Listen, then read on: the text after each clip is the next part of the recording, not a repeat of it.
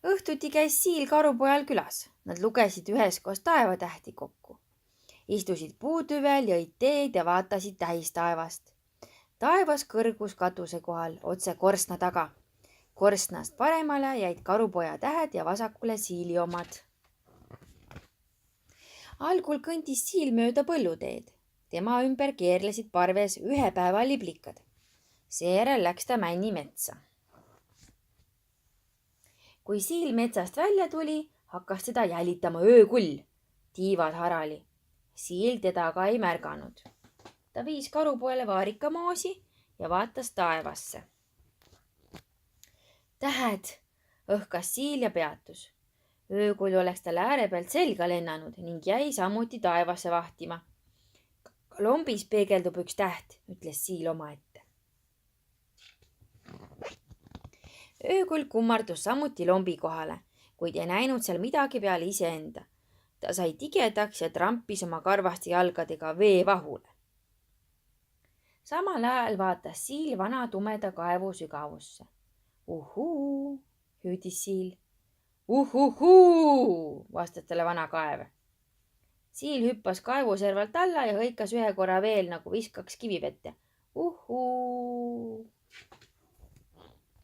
Ka öökull hõikas kaevust möödudes. Uhuu, ja jäi üllatunult seisma. Kaev vastas talle. Uhuhuhuu.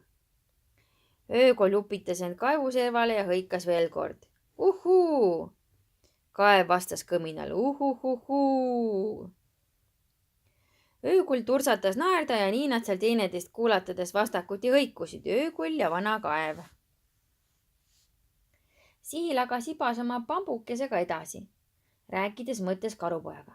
Nii, ja siis ma ütlen talle, tõin sulle vaarikamoosi ja tema siis ütleb mulle, samovar on jahtunud, peab oksi alla panema, neid kadaka oksi.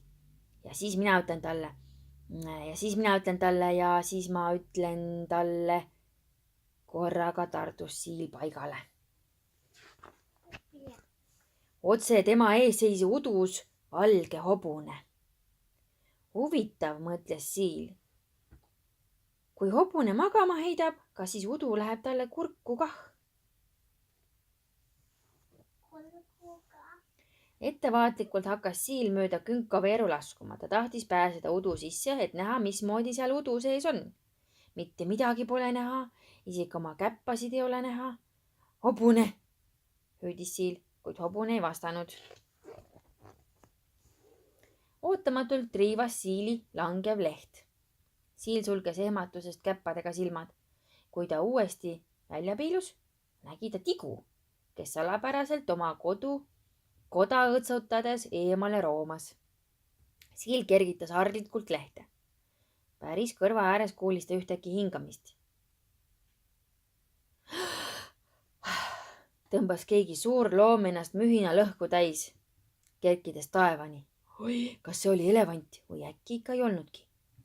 Siil pani korralikult lehe maha ja taganes kikivarvul udusse. Udust ilmus suur ja sõbralik hobuse pea. Pea rudistas mõnuga rohtu süüa ja nahutas õhku. Brrr, ohkas hobuse pea raskelt ja kuiv leht kerkis justkui ellu ärgates üles ning vajus siis eemal maha. Kusagil kaugel hakkas midagi helisema ja äkitselt lendas Siili pea kohal nahkhiir ja kadus siis sama äkki. Siil ei jõudnud isegi ehmatada, kui tema ümber hakkas vabisema ühe päeva liblikate õrn hõbejas parv. Ehehehehehehe, narris neid Siil, jooksis neile järele, hüppas üles ja lehvitas käppadega, kujutades ette, et ka tema on liblikas. Korraga tardus ta paigale ja surus oma kompsu vastu rinda. Udust vaatas Siilile vastu öökull ja hõikas uhuu, uhuhuhuhuu ning kadus samas kohe uduloori taha. Oh, segane, mõtles Siil, võttis maast kuivanud pulga ja sellega udu kombates liikus edasi. Pulk eksles udus justkui pime, kuni ühel hetkel põrkas millegi kõva vastu. Kopp-kopp, koputas Siil. Ta pani kompsu maha ja käppadega kobades avastas eest suure õõnsa puutüve. ohoo, ohkas siil ettevaatlikult puu õõnsusesse. Ohohoo, hoo, vastas talle puu. Siil taganes ja korraga meenus talle kompsuke. Ta astus veel tagasi, tegi ringi ümber puu, tiirutas koha peal, kuid kompsu enam polnudki. Puu mattus aegamise udusse, siil jäi päris üksinda. Siilike kandus temani hõige justkui maailma servast. Udu tihenes. Siil rebis maast rohulible, millel istus jaaniuss. Kandes seda nagu küünalt kõrgel pea kohal, liikus ta vaevaliselt udus edasi. Aeg-ajalt siil kummardus ja uuris jalgeesist. Puud olid nagu mastid, mis uppusid uduvinesse. Otse kui väike roheline majakas valgustas jaaniuss vaevu hingitsedes ja udus kõikudes teed. Korraga kukkus ta rohu sisse ja kustus. Ümberringi läks täiesti pimedaks.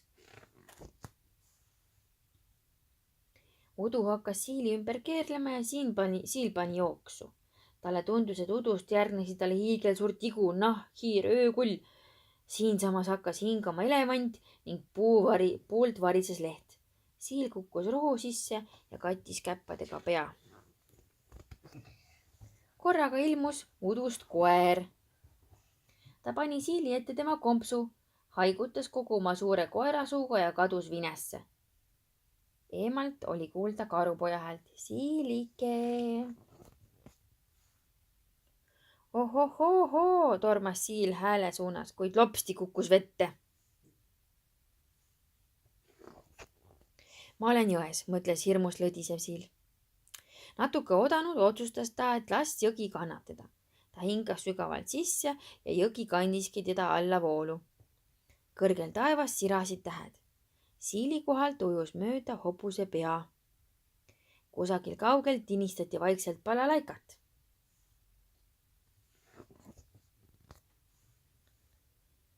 Olen täitsa märg, varsti vist upun, mõtles siil.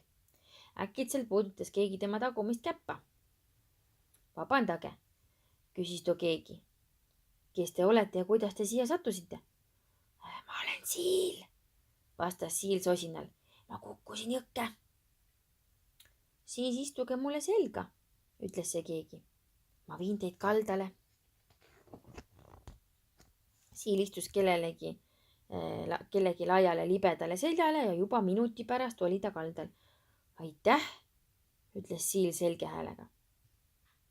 Pole tänu väärt, vastas salapärane keegi vaikselt ning kadus lainetesse.